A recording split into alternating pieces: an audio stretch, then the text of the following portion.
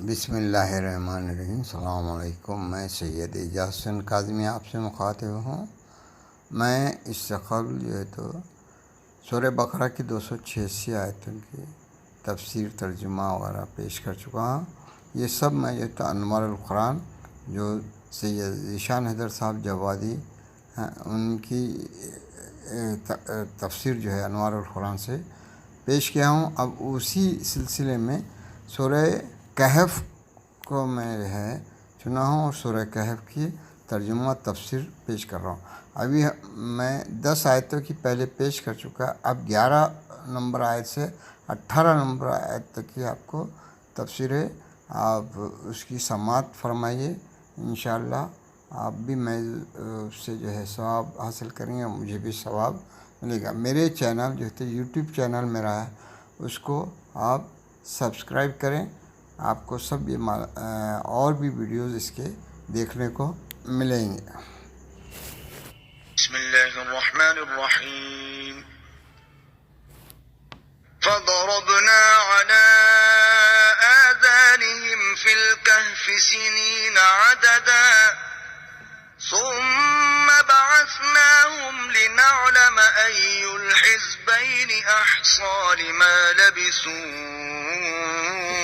أمدا نحن نقص عليك نبأهم بالحق إنهم فتية آمنوا بربهم وزدناهم هدى وربطنا على قلوبهم إذ قاموا فقالوا ربنا رب السماوات والأرض لن ندعو من دونه إلها لقد قلنا إذا شططا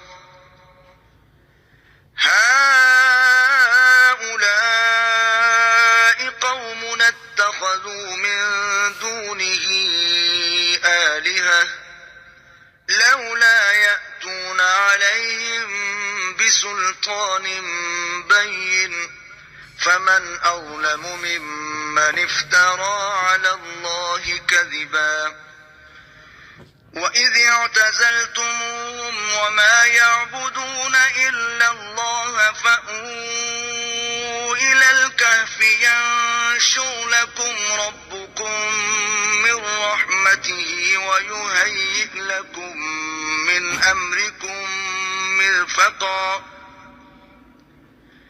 وترى الشمس إذا طلعت تزاور عن كهفهم ذات اليمين وإذا غربت تقرضهم ذات الشمال وهم في فجوة منه ذلك من آيات الله من يهد الله فهو المهتد ومن يضلل فلن تجد له وليا مرشدا وتحسبهم أيقاظا وهم رقود ونقلبهم ذات اليمين وذات الشمال وكلبهم باسط ذراعيه بالوصيد لو اطلعت عليهم لوليت منهم فرارا ولملئت منهم رعبا۔ آیت نمبر 11 کا ترجمہ سنیے۔ تو ہم نے غار میں ان کے کانوں پر چند برسوں کے لیے پردے ڈال دیے، پھر ہم نے انہیں دوبارہ اٹھایا تاکہ یہ دیکھیں کہ دونوں گروہوں میں اپنے ٹھہرنے کی مدت کی کسے زیادہ معلوم ہے۔ ہم آپ کو ان کے واقعات بالکل سچے بتا رہے ہیں۔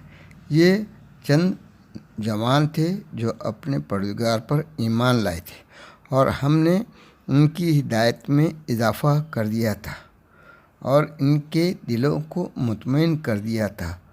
اس وقت جب یہ سب یہ کہہ کر اٹھے کہ ہمارا پروردگار آسمانوں اور زمینوں کا مالک ہے، ہم اس کے علاوہ کسی خدا کو نہ پکاریں گے کہ اس طرح ہم بے عقلی کی بات کے قائل ہو جائیں گے۔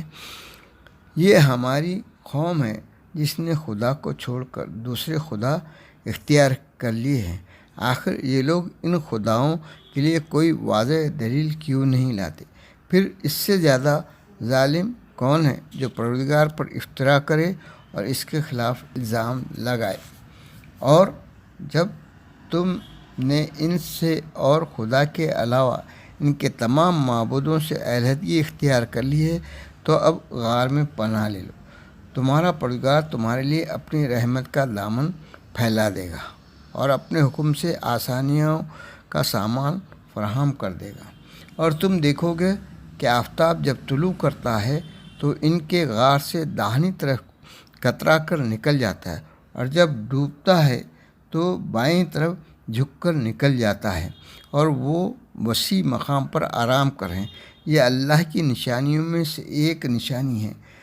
جس کو خدا ہدایت دے دے وہی ہدایت یافتہ ہے، اور جس کو وہ گمراہی میں چھوڑ دے اس کے لیے کوئی رہنما اور سرپرست نہ پاؤ گے۔ اور تمہارا خیال ہے کہ وہ جاگ رہے ہیں، حالانکہ وہ عالم خواب میں ہیں، اور ہم انہیں داہنے بائیں کروٹ بھی بدلوا رہے ہیں، اور ان کا کتا ڈیوڑی پر دونوں ہاتھ پھیلائے ڈٹا ہوا ہے۔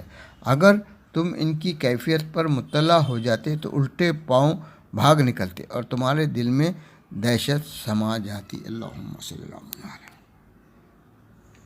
سورہ کہف کی آیت نمبر 16 کی تفسیر میں جناب جوادی صاحب جو ہے تو تحریر فرماتے ہیں۔ سب سے پہلے اس جملے کو سن لیجئے جو اس آیت میں ہے، تو اب غار میں پناہ لے لو، تمہارا پروردگار تمہارے لیے اپنی رحمت کا دامن پھیلا دے گا۔ اس کی تفسیر میں دے رہے ہیں، اصحاب کہف 6 نفر تھے۔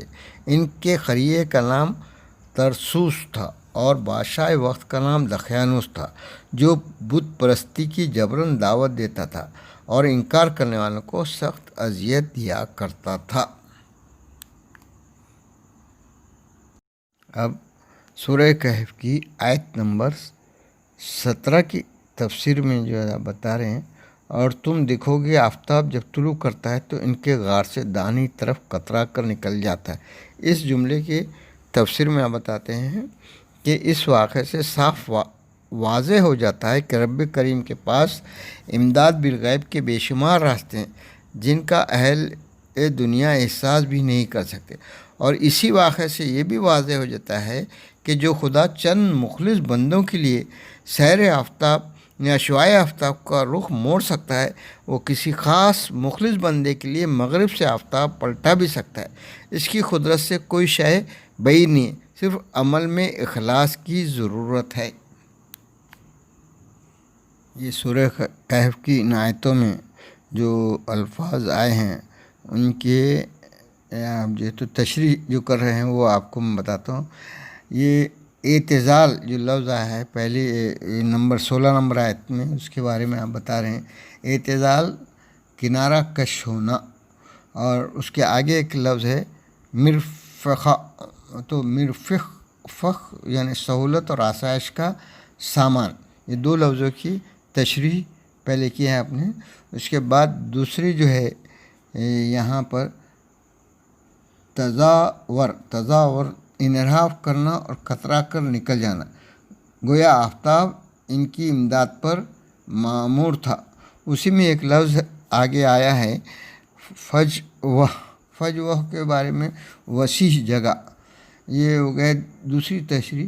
تیسری تشریح جو تو نے ایخاذ لفظ کی، ایخاذ بول کے جو آیا ہے لفظ 18 نمبر کی آیت میں، اس میں لفظ کی لغز کی جمع ہے، ایخاذ لغز کی جمع ہے یعنی بیدار، اور اسی کے آگے لفظ راخت کی جمع ہے یعنی خوابیدہ، اسی کے آگے ہے وسیع ڈیوڑی یا آنگن۔ یہ لفظ جو ہیں اس کے بعد جو تو ورق، واو پر زبر اور رے پر زیر، یا واو پر زیر اور رے ساکن دونوں کے معنی سکے دار درہم کے ہیں، اور واضح ہے کہ اصحاب کہف کی نیند کی مدت 309 سال بیان کی گئی ہے۔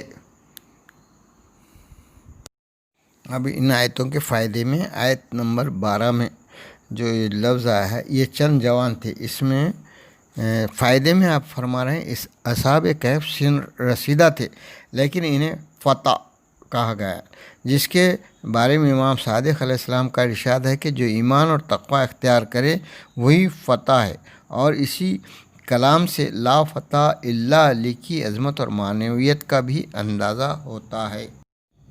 ان آیتوں کے فائدے میں آپ بیان فرما رہے ہیں، واضح رہے کہ اصحاب کہف نے صدیوں کی بھوک کے باوجود ہر غذا کو پسند نہیں کیا بلکہ پاکیزہ غذا کا انتظام کیا تاکہ ایمان اور تقوی کا صحیح مفہوم واضح ہو جائے۔